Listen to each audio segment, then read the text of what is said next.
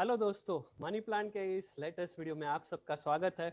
मेरा नाम सचिन थोरात और मैं पिछले 15 साल से फाइनेंस एंड इन्वेस्टमेंट के क्षेत्र में काम कर रहा हूँ। तो चलिए शुरुआत करते हैं। आज का जो वीडियो है ये इसका जो फीडबैक है, काफ़ी सारे आपके आप में से काफ़ी सारे जो इन व्यूअर्स हैं उन्होंने मुझे रेकमेंड किया था एंड उनका ये क्वेरीज था। इसी वजह से ये मैं वीडियो आपके साथ में प्रस्तुत कर रहा हूँ। आज का जो वीडियो है ये बेसिकली इंश्योरेंस के रिलेटेड है। अभी जैसा आप जानते होंगे कि इंश्योरेंस तरह तरह के हो सकते हैं। नॉर्मली हमको जो इंश्योरेंस पता होते हैं वो उसमें ऐसा होता है कि एक तो आपका कार का इंश्योरेंस हो गया, आपका टू व्हीलर का इंश्योरेंस हो गया, आपका हेल्थ इंश्योरेंस हो गया, आपका ट्रैवल इंश्योरेंस हो गया, आपका प्रॉपर्टी का इंश्योरेंस हो गया, ज्वेलरी का इंश्योरेंस हो गया, और आपका शॉप का इंश्योरेंस हो गया, एसेट का इंश्योरेंस हो गया, इस तरह से आपका लाइफ इंश्योरेंस हो गया। तो आज हम लोग बात करेंगे लाइफ इंश्योरेंस के बारे में। लाइफ इंश्योरेंस का क्या इंपॉर्टेंस है, कैसे, ये सब लोग बातें करेंगे। आज का वीडियो में मैं बेसिकली आपके साथ में कुछ चीजें शेयर करूंगा। तो उसमें एक चीज तो क्यों हमको लाइफ इंश्योरेंस लेना चाहिए, दूसरा कौन सा लाइफ इंश्योरेंस लेना सही होगा, और तीसरा उसमें उसके फीचर्स एंड बेनिफिट्स क्या क्या हो सकते हैं। तो चलिए आज का वीडियो शुरुआत करते हैं। जैसा मैंने बात किया कि बेसिकली काफी सारे लोगों से मैं अब तक जो भी इंटरेक्शन किया है इस बारे में, स्पेशली इंश्योरेंस के बारे में, इन्वेस्टमेंट के बारे में जब हम लोग बात करते हैं तो काफी सारे लोगों का रिस्पॉन्स अच्छा होता है।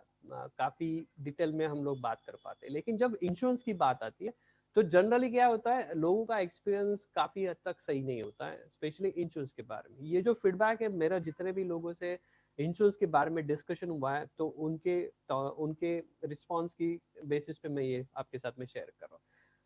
होता क्या है बेसिकली, काफी हद तक लोगों को मिसकंसेप्ट देकर और गलत चीजें बताकर इंश्योरेंस दिया गया है या दिया जाता है, और जिसकी वजह से बाद में जो रिजल्ट आता है उससे लोग खुश नहीं रहते एंड फिर उनका जो राय बेसिकली इंश्योरेंस के बारे में एकदम से गलत हो जाता है।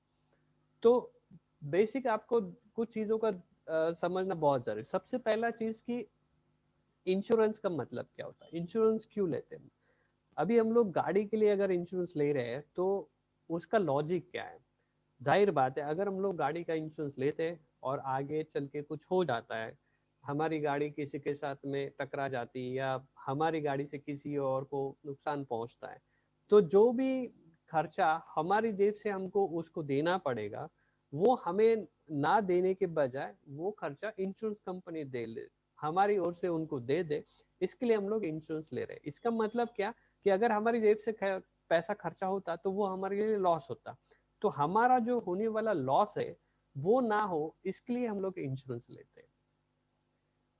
तो सेम चीज है, अगर हम लोग लाइफ के हिसाब से हम लोग बात करें, अगर हम लोग लाइफ इंश्योरेंस की बात करें तो जनरली कंसेप्ट ये होना चाहिए कि हमारा जो भी रिस्क है, जब तक हम लोग हैं तब तक जो भी हमारा फैमिली है हम लोग उसको सही तरीके से संभाल सकते हैं। लेकिन हमारे बाद में फैमिली के पास में कोई सोर्स नहीं रहेगा, तो हमारे जाने की वजह से उनको जो लॉस होगा उस लॉस को कवर करना है, उस लॉस को भर के देना है।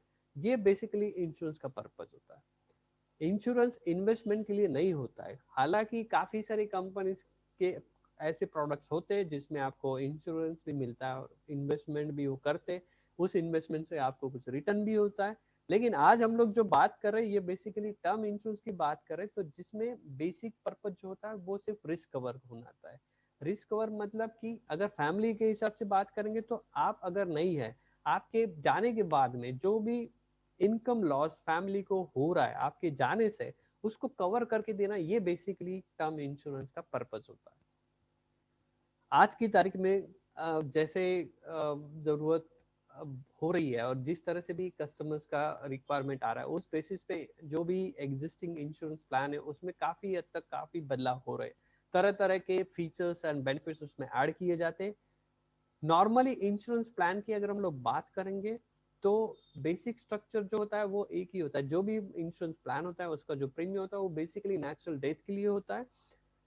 आपको अगर उस नेचुरल डेथ के अलावा किसी और रीजंस के लिए आपको कवर चाहिए तो उसके लिए आपके पास में ऑप्शंस क्या है, आप राइडर ले सकते हो। तो राइडर की बात मैं बाद में करूंगा, लेकिन बेसिक जो मैं आपको बताना चाहता था कि इंश्योरेंस क्यों जरूरी है।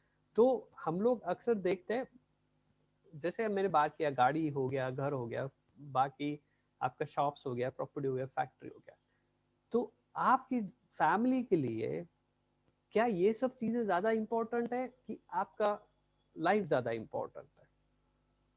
आप खुद ही सोचिए। अगर ये जो चीजें जो कि एक्चुअल में हकीकत में कोई मायना नहीं रखती है, जो कि लिविंग थिंग्स नहीं है, और हम और आप लिविंग हैं, तो हमारी फैमिली के लिए सबसे ज्यादा जरूरी है और सबसे ज्यादा इंपॉर्टेंट चीज हम है, हमारा लाइफ है। तो काफी सारे लोगों से जब मैं बात करता हूँ तो उनके पास में देखा जाता है कि गाड़ी का इंश्योरेंस होता है, टू व्हीलर का इंश्योरेंस होता है, घर का इंश्योरेंस होता है, ट्रैवल इंश्योरेंस वो कराते हैं, फैक्ट्री का इंश्योरेंस होता है, शॉप का इंश्योरेंस होता है। लेकिन जब मैं पूछता हूँ सर आपके पास में लाइफ इंश्योरेंस है, तो काफी लोगों को तो पता भी नहीं रहता है कि उनके पास में लाइफ इंश्योरेंस है या नहीं है। और अगर है तो अगर मैं पूछता हूँ तो कितने अमाउंट का है, तो फिर वो भी उनको सही तरीके से पता नहीं होता। काफी बार वो सही अमाउंट भी बता नहीं पाते हैं, उनको एक अप्रोक्सीमेट फिगर पता होता है। तो मेरा पॉइंट ये है कि जो सबसे इम्पोर्टेंट चीज है उसको हम लोग हमेशा निग्लेक्ट कर रहे हैं, और जो नॉन इम्पोर्टेंट है कंपेयर टू हमारी लाइफ उसको हम लोग ज्यादा महत्व दे रहे हैं।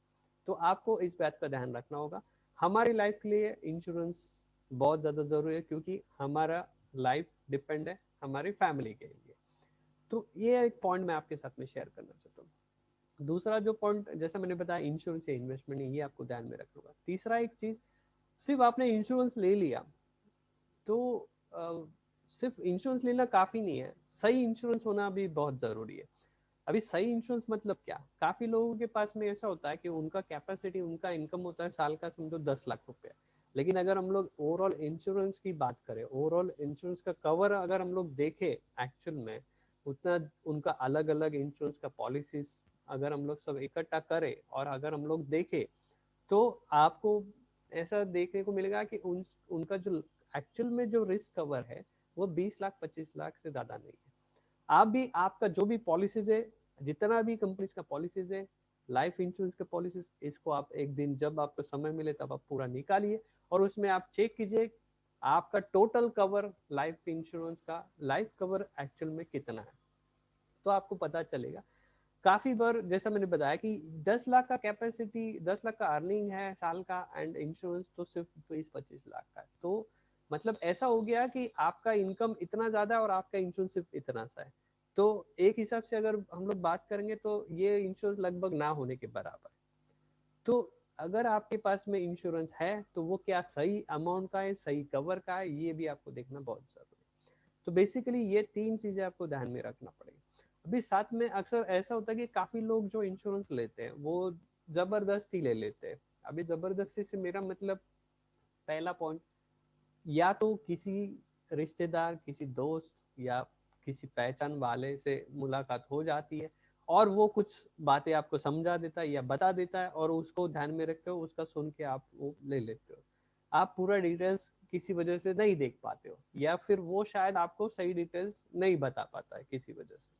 तो ऐसे समय में या आप एक पॉसिबिलिटी से आप इंश्योरेंस ले लेते हो। दूसरा ऐसा होता है कि काफी लोग जो लोन करते हैं, होम लोन लेते हैं, तो जनरली होम लोन के लिए जब भी आपको कोई फाइनेंस कंपनी आपको लोन दे रही है, कोई भी बैंक आपको घर के लिए लोन देती है, अगर आप नहीं रहे तो उनका लोन कौन देगा? आपका फैमिली में समझो उतना इनकम कैपेसिटी नहीं है, वो उतना कमा नहीं पाएगी, तो फिर वो जो भी इंस्टॉलमेंट या जो भी लोन आपका बचा है, जो कि शायद 15 लाख, 20 लाख, 25 लाख, 5 लाख, 10 लाख, जो भी कुछ भी हो सकता है, तो वो कौन भरेगा?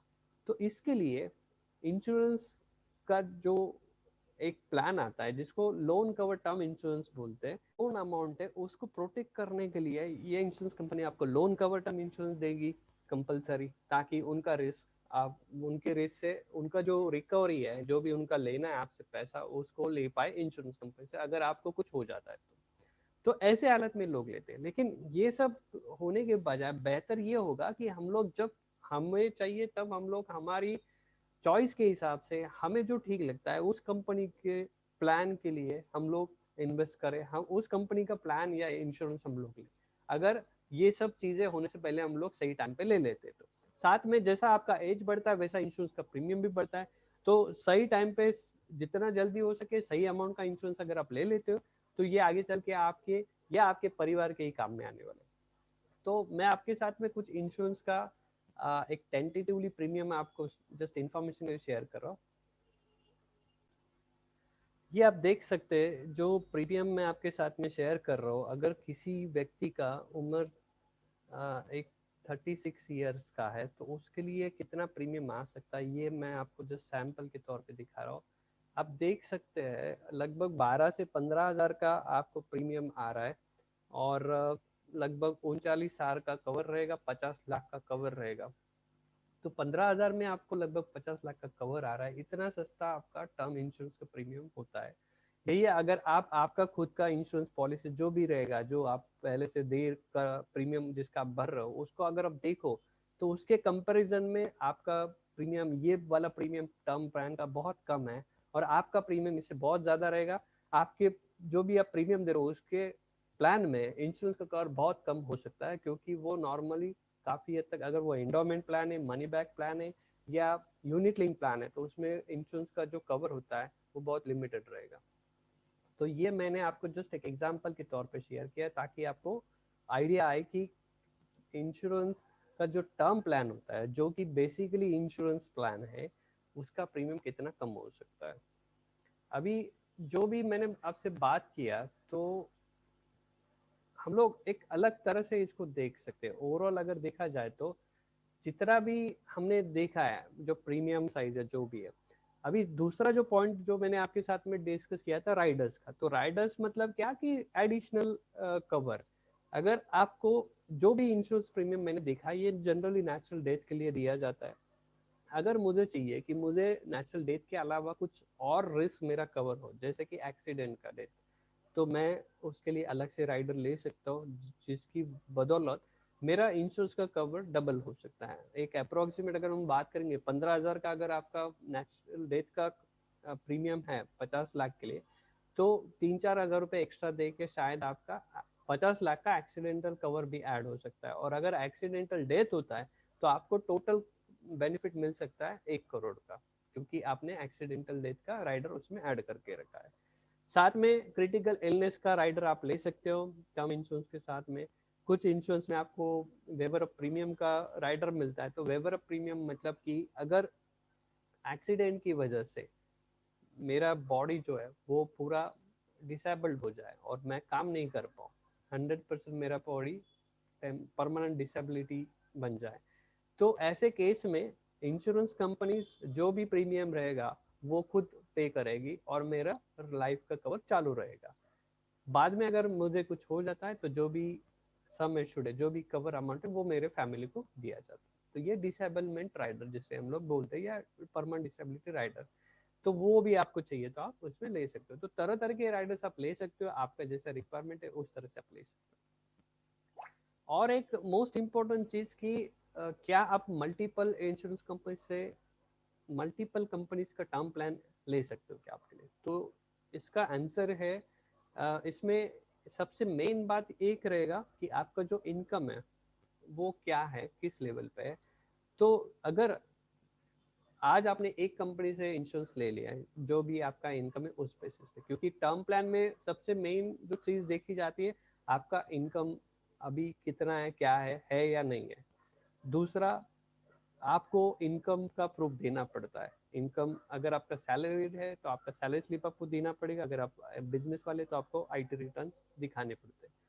तो क्योंकि बेसिकली टर्म का मतलब क्या है कि टर्म प्लान का बेसिक ये है कि आपका लॉस ऑफ इनकम को कवर करना है। अगर आपका इनकम ही नहीं है तो फिर वो आपको वो प्लान कैसे देंगे। तो समझो आपने एक इंश्योरेंस कंपनी का प्लान लिया है, आज का जो भी इनकम है उस बेसिस पे, आगे चल के आपका इनकम अगर बढ़ता है और फिर आप किसी और कंपनी के पास जाते हो टर्म प्लान के लिए, एडिशनल कवर के लिए, तो वो अगर आप हर एक इंश्योरेंस कंपनी आपसे पूछेगी कि आपका पहले का एग्जिस्टिंग इंश्योरेंस कवर कितना है, क्या है। तो जो भी इंफॉर्मेशन आप उनके साथ में शेयर करोगे, उस बेसिस पे वो डिसाइड करेंगे कि आपने जो नया वाला कवर मांगा है उसके लिए आप एलिजिबल हो या नहीं हो। अगर उनको लगता है कि उसके लिए आप एलिजिबल हो तो वो आपको एडिशनल कवर दे सकते हैं। तो ऐसे करके जैसा आपका इनकम बढ़ता है उस हिसाब से आप आपका इंश्योरेंस कवर बढ़ा सकते हो, जैसा टाइम और ये बढ़ता रहेगा उस बेसिस पे। और अगर हम लोग बात करेंगे और कुछ अलग फीचर्स की, तो काफी सारे इंश्योरेंस कंपनीज के प्लान में अभी नए नए फीचर्स वो ऐड करके दे रहे हैं, जिसमें से कुछ ऐसे प्लान है जिसमें आपको, अगर आपको कुछ नहीं होता है तो आपने जो प्रीमियम दिया उसका सर्टेन पोर्शन आपको रिटर्न मिल जाता है, जिसे return of premium insurance plan कहा जाता है टर्म प्लान की कैटेगरी में। लेकिन मेरे हिसाब से, जैसा मैंने पहले भी बताया कि इंश्योरेंस बेसिकली रिस्क का पार्ट है एंड उसका पर्पज ही वही है, तो उसके लिए आप रिटर्न एंड ये सब इसमें मेरे हिसाब से ना जाए तो बेटर रहेगा। कुछ कंपनीज के इसमें प्लान में ऐसा होता है कि पर्टिकुलर एज के बाद में या हर साल आपका इंश्योरेंस कवर बढ़ते जाता है एक पर्टिकुलर परसेंटेज के हिसाब से, लेकिन उसका एक मैक्सिमम लिमिट डिफाइन होता है, तो वो आपको देखना पड़ेगा। तो जितना भी इंश्योरेंस प्लान आप देख रहे हो, उसका फीचर्स, उसका बेनिफिट्स, उसका ड्रॉबैक्स, हर कोई चीज़ आपको डिटेल में समझना पड़ेगा, क्योंकि काफ़ी बार ऐसा होता है कि इंश्योरेंस के केस में लोग सही जानकारी नहीं लेते, उनको सही जानकारी नहीं मिलती है, कहीं से वो देख लेते, कहीं से वो पढ़ लेते, और जो भी सामने दिख रहा है, जो भी सामने पढ़ उनको लग रहा है कि ये सही है, उसको मान के वो आगे बढ़ते हैं, तो बाद में फिर ऐसा पता चलता है कि ये चीजें जो बताई गई थी वो वैसी थी नहीं। तो मेरा सजेशन ये रहेगा, इंश्योरेंस लेते वक्त दो चीजों का आपको सबसे इम्पोर्टेंट ध्यान रखना बहुत ज्यादा जरूरी है। पहली चीज, जो भी आपको इंश्योरेंस आपको बताया जा रहा है वो आपके हिसाब से कितना प्रॉपर है, फिट है, सही है, नहीं है, वो सब आपको जान लेना है। दूसरा चीज, जो भी आपको बताया जा रहा है, तो क्या उसके अलावा उससे कोई और बेटर ऑप्शन अवेलेबल है या नहीं है, वो आपको देखना बहुत ज़्यादा ज़रूरी है। तो वैसे ये बहुत डिफिकल्ट है नॉर्मली अगर हम लोग बात करें, लेकिन एटलीस्ट कुछ हद तक आपको रिसर्च करना बहुत ज़्यादा ज़रूरी है। और बेसिकली हमेशा आपको याद रखना पड़ेगा कि आपके पास में एक इंश्योरेंस सबसे ज़्यादा ज़रूरी है, वो हमेशा होना चाहिए, वो है लाइफ इंश्योरेंस, क्योंकि ये आपके फैमिली की सेफ्टी के लिए काम करेगा। अगर आपने लोन नहीं भी लिया है तो भी आपके पास में ये होना चाहिए। क्यों? क्योंकि ऑब्वियसली आपके फैमिली के लिए, आपके बच्चों के लिए जो भी आपने गोल्स प्लान करके रखा है, उनका एजुकेशन हो, उनका शादी हो, या आपकी वाइफ का रिटायरमेंट हो या स्पाउस का रिटायरमेंट हो, तो उसको कवर करने के लिए आपके पास में, अगर आप नहीं रहे तो एटलीस्ट उनके पास में इतना अमाउंट का इंश्योरेंस होना चाहिए, जो भी गोल्स आपने प्लान किए थे, जो भी गोल्स आपने सोचे थे जब आप थे, वो सब गोल्स जब आप नहीं भी रहेंगे तो भी आपके बाद में वो जो भी गोल्स है वो सही सलामत और सही तरीके से पूरे हो सके। तो बेसिक टर्म प्लान का ये पर्पज है, और इसी पर्पज के लिए आपके पास में सही इंश्योरेंस होना चाहिए और सही अमाउंट का होना चाहिए। तो ये बेसिक वीडियो जस्ट आपको एक कंसेप्ट टर्म प्लान का आपके साथ में शेयर करने के लिए मैंने प्रेजेंट किया है। इस वीडियो के बारे में जो भी फीडबैक्स है आप मुझे जरूर शेयर कीजिएगा। इस वीडियो को आपके दोस्तों तक, फैमिली, फ्रेंड्स, सबको शेयर कीजिए, ताकि उनको भी कुछ बेसिक चीजें इंश्योरेंस की समझ में आए। और एक चीज लास्ट में, जैसे अभी जनवरी, फरवरी, मार्च, ये जो पीरियड होता है ये बेसिकली टैक्स सेविंग का पीरियड होता है। तो आप भी शायद किसी इंश्योरेंस के बारे में सोच रहे हो टैक्स बचाने के लिए या जो भी और किसी वजह से, तो ऐसे केसेस में अगर आपका इस रिलेटेड भी कोई क्वेरीज है तो ज़रूर आप मेरे साथ में शेयर कर सकते हो। मेरे चैनल को आप सब्सक्राइब कीजिएगा, ताकि हम लोग आपके लिए ऐसे ही किसी अलग अलग फाइनेंस के रिलेटेड टॉपिक पे कुछ वीडियोस ला सके। Thank you.